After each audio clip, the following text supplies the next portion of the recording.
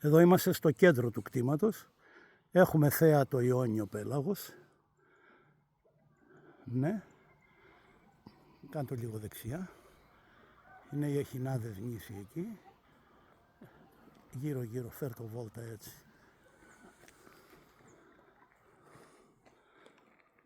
Έτσι. Εδώ είναι 4 στρέμματα είναι αυτό. Καθαρό. Από δασαρχείο, αρχαιολογία. Υπάρχει έγκριση από αρχαιολογία για 100 μέτρα 100 τετραγωνικά σπίτι.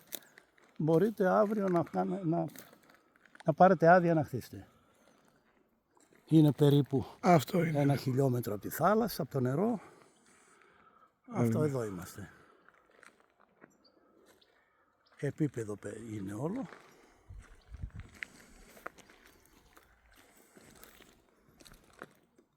Αυτά.